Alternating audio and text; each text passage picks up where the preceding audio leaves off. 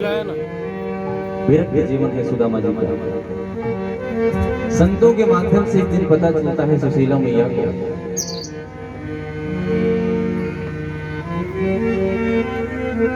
ये जो द्वारिकाधीश है श्री कृष्णचंद्र है, ये बचपन के सखा हैं सुदामा के। जब ये चीज सुशीला को पता चला, सुशीला प्रेरित करते हैं, सुदामा जी से कहती हैं, निवेदन करती हैं, आग्रह करते हैं, स्वामी हमने सुना है कि द्वारिकाधीश आपके परम सखा हैं। देखिए सरकार, सखा का मतलब होता है सह खेलती खादती। सखा सखा का तात्पर्य है जो एक साथ भोजन करे, एक साथ खेले, प्रत्येक कार्यों को साथ में मिल करके करता हो, वही है सखा, जिसको गांव में कहते हैं लंगोटिया यार। तो सरकार कन्हैया, भगवान श्री कृष्ण और सुदामा दोनों लंगोटिया यार।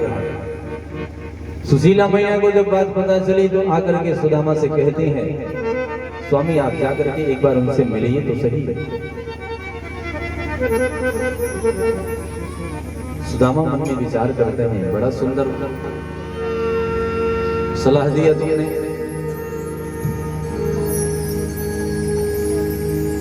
मन में सोचते हैं, अयम ही परमो लाभ उत्तम श्लोक दर्शया।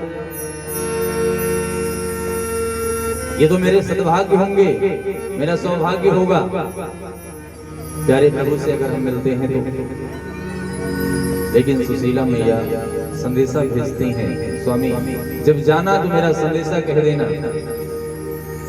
जानती हैं कि सुदामा जी विरक्त हैं, लोभी नहीं हैं, और अगर हम इनसे कह दिए कि कुछ जाइए, आप उनके यहाँ से ऐश्वर्यशाली हैं, राजा हैं, महाराजा हैं, द्वारिकाधीश हैं, आप जाइए लेकर के कुछ धन आइए भरण पोषण के लिए, तो कदापि सुदामा जाने वाले नहीं हैं। इसलिए कहते हैं सरकार, स्वामी हमारा संदेशा जाकर के कन्हैया से कह देना।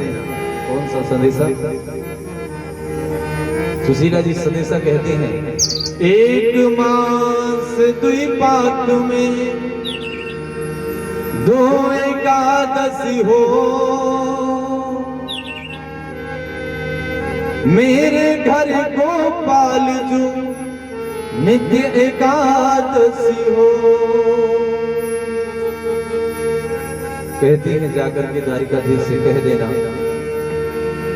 एक महीने में एक पक्ष 15 दिन का होता है, और उन 15 दिन में एक बार एकादशी आती है। लेकिन मेरे यहाँ गोपाल जी, मेरे यहाँ कन्हैया जी नित्य प्रति एकादशी होती है। कभी प्रातः काल का भोजन मिल गया तो शाम को नहीं मिलेगा, और कभी शाम को मिल गया तो सुबह से ही फलाहारी करना पड़ता है। और फलाहारी में भी कोई व्यवस्था नहीं होती। भाई आज का समय नहीं था ना, इतना पैसा नहीं था सुदामा जी के पास। आजकल तो लोगों को जब व्रत रखना होता है नवरात्रि में, आपको बताएं एक सप्ताह पहले से तैयारियां शुरू हो जाती हैं।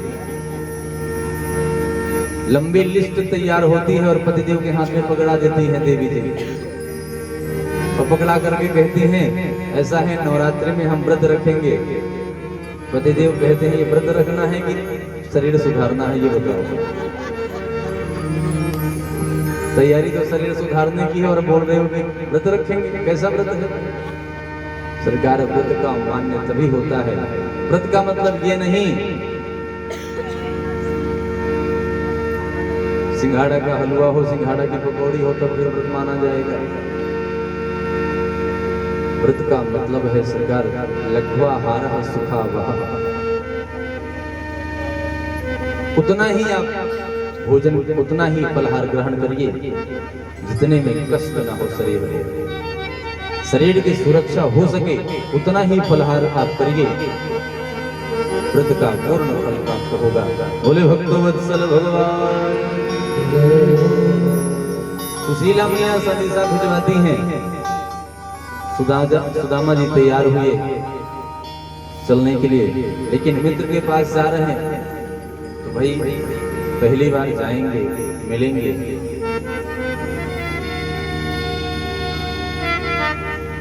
कुछ होना चाहिए अपने पास में, लेकर के क्या जाएगा।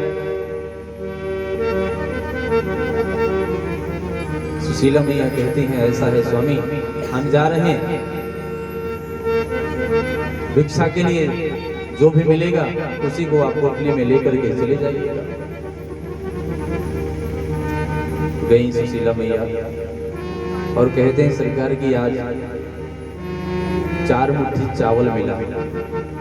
उसी चावल को फटे कपड़ों में बांध करके 4-5 कपड़ों में बांधती हैं सुशीला मैया और बांध करके सुंदर सी पोटली बनाती है और सुदामा जी अपनी कांख में दबा करके भगवान के मिलने के लिए, भगवान से मिलने के लिए प्रस्थान करते हैं। बोले भक्तवत्सल भगवान की जय हो, बाले कृष्ण लाल की जय हो।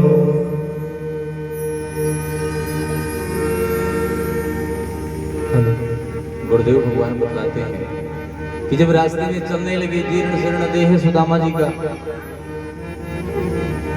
और जब रास्ते में चलते हैं तो थक जाते हैं। एक बगीचे में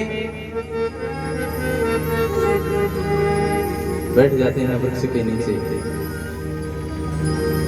शीतल मन सुगंधित हवा चल रही होती है। भगवान कहते हैं कि जो तू आवे एक पग, मैं आऊं पग सा। भगवान कहते हैं भक्त से, तू अगर मेरे लिए एक कदम चलता है तो मैं गारंटी करता हूं कि तुम्हारे लिए मैं 60 कदम 100 कदम चल करके आऊंगा और तुम्हारा कल्याण करूंगा हर परिस्थिति में। आज सुदामा जी जब भगवान से मिलने के लिए जा रहे हैं तो सरकार रास्ते में थक गए, वृक्ष के नीचे बैठ गए। कभी सुंदर भाव दर्शाता है,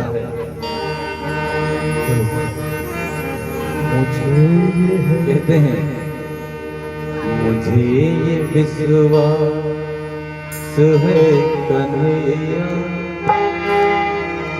मुझे ये विश्वास है कन्हैया।